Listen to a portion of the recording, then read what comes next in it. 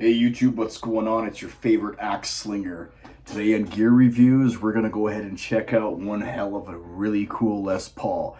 If you wanna know what it is, stick on down. And remember, hit the like button and subscribe to the #1 channel on YouTube for everything that's hammered.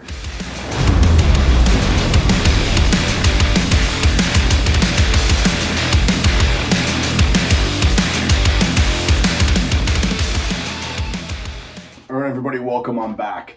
So glad that I've got you all checking out my channel, and I'm so glad to have gear reviews back too. It's been such a long time since I've had these gear reviews. But without further ado, let's go ahead and check out what Les Paul. I've actually got two new Les Pauls that I have to review.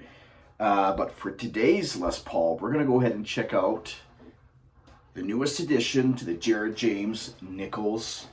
This is Blues Power. Look at that. This thing is fucking killer. I absolutely love it with the diamond inlays, pearl block markers on the fretboard. We've got one P90, which is a little different on this model. We'll get into that. One volume, one tone, and absolutely amazing Pelham blue all over this guitar. And I love the design with Jared's signature on the back, stealth blacked out, that just comes to a nice beautiful point for the scarf joint. This is just an incredible guitar. Nice carved top to it too. Don't know if you can see that, but it's got a nice beautiful carved top. Of all the models, I have to say, I think that the Pelham blue just slays. It fucking slays. Like, look at this. This thing is so rad. You have an amazing upgraded tailpiece here, and it's actually brushed. So rather than a gloss, it's a nice brushed finish. Feels so nice. Beautiful binding up and down the headstock and the neck. Really nice tusk nut there as well. And an upgrade on this model, Grover locking tuners, and they're also brushed. It's incredible, man. And like this, look at the top hats for this. It's amazing. I absolutely just love. I'm in love with this guitar. I love it. So this guitar has a P90, as I mentioned, but the difference with this guitar is that it has a silenced P90, so it's noiseless. And some of you truists out there might say, no, it can't be noiseless. You want to feel it and interact with the tone and the volume. But this thing is killer. I love the silenced one. I like a lot of gain when I'm playing, and it handles a lot of gain. If you're playing at a venue, for instance, that's got a lot of grounding issues that comes through the hum, you're not going to get that with this. The one thing I will say, though, about this pickup is, because it's silenced, I don't know if it's something unique to this model of pickup, but when you roll the volume back, like one or two, it really chokes right away. It's evident that it chokes, which is okay if you're doing the B.B. King thing. He's a blues player, Jared James Nichols, so it's okay. But you don't have to turn it down much. It'll start to choke the tone as soon as you roll it back like 1 or 2 points down to like a 6 or a 7 volume. So just keep note of that. I'm a very aggressive player, though, so when I'm playing and there's a lot of gain, it's still chiming like an angel. One thing I wanted to also mention is you're getting a double binding also on the body here. Beautiful, beautiful binding. I'd be hard pressed to say if I've seen a Gibson put together well like this in a very long time. The finish is not glossed, it's matte, and it feels incredible. And I've been playing this nonstop for the last 3 days, and the neck, you know, even though the oil of your hand starts to wear into it, it still has that beautiful satin finish. Like, incredible. The neck, it's actually, you know, a lot of people say that his neck, Jared James Nichols, is fat. This is not that fat of a neck. I've played the Slash model. That has got a chunky neck. The 59 Les Paul edition that came out has a chunkier neck than this. It's definitely a deep C, but it's not like a baseball bat. at least in my opinion. It just feels great. And one thing I really love about this signature line is that the fret markers stop right at the 15th fret. It's just a really cool accent. I thought it would mess me up as I'm starting to shred a little higher up, but no, like muscle memory, you just know where you are. I just find it's really cool. I don't know if that's something unique to him because he generally just maybe doesn't go that high, just stays up to the 15th fret. That's something that Jared would have to answer. But either way, I think it's a really cool accent, and it just really adds to the whole piece of this guitar.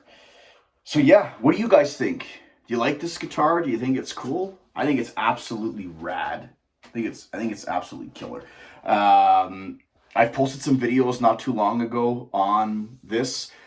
I'll have a few remarks right after this video, and I want to show you the soft gig bag. It's like a semi-hard soft case that comes with this, so I will show you that. Why don't we go ahead and check out some tone clips on this, and you let me know how it sounds. I think it sounds absolutely killer, and it has inspired me to start playing with my fingers like Jared. And I challenge anybody, if you've been playing with a pick for a very long time, put it down. You're going to notice your feel and aggressiveness is completely challenged.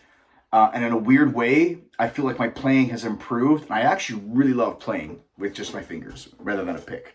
So go ahead, sit down, grab yourself a cold one, and watch some clips. We'll be right back on Gear Reviews.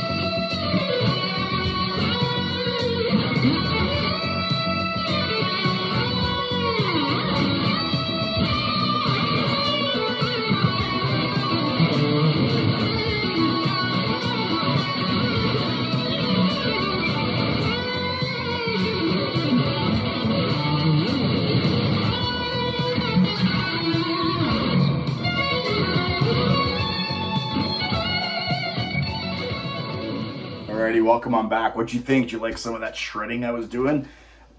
Absolutely love that. And just so you know, the amp that I'm using is the Yamaha THR, and I feel like it gravitates really, really good to the guitar. If you haven't picked up a Yamaha, it is, in my opinion, not just the best desktop amplifier, it is one of the best gigging. It's got 2 line outs. I use it to send a front of house into my monitors, and I always sound killer in a mix. My back doesn't hurt. I don't got to worry about lugging anything around. If I do need a dedicated speaker, you can get a FR speaker cabinet, which Spark now makes for $400. So there you go. So I wanted to just leave you guys with the bag that it comes with. So this is the soft gig Epiphone bag, which we've seen with some other models. We've seen this, I believe, the BB King Lucille Epiphone recently came with one of these. And I also believe that the other Jared James Nichols, I don't know if the original Old Glory came with it or not. The Gold Glory, I think, did. But it's a semi-soft case, so they actually call it an Epi Light case, is what the tag says. But you know what? It's better than what Fender's sending you out. I mean, the Tom DeLonge Strat that I had, that came with pretty meek soft bag. At least this is reinforced. You can fly with it and it's not going to get damaged. I really like how the zipper also goes literally all the way around nice. Usually zippers on bags, ironically, you might think it's a silly topic, but I actually am pretty particular with how the case is open. So this one is a beautiful padded case. Look at that. It's got this nice felt on the inside. It's beveled up here to protect the body, just like a normal Les Paul case. And then you've got this, which I think is a beautiful, nice ad that protects the neck so that it doesn't move by just kind of closing that down. So yeah, that's the bag it comes with, which again, I think is great. You can keep a patch cord, any musical notes or iPad. You can just nicely fit them there, or picks. You always need a place to fit your picks, right? So yeah, let me know what you guys think in the comment section. And let me know if you're going to be picking up one of these things or not. I think it's absolutely killer. And for the price, I don't think you can go wrong. It cost about $1,400 Canadian with tax, which I believe is right around $1,000 American. Epiphone has been killing it lately. Gibson, take note. I mean, yeah, it's the same sister company, but the CNC machining out of China is, it's just bar none. It's bar none. Nothing even comes close to what the CNC manufacturing is in China. And for you guys out there that are like, nah, it's not that good of a guitar, Chinese is garbage, I bet you the device you're watching this YouTube review on is on a Chinese-made device, and I bet you it does just fine. So shut your trap.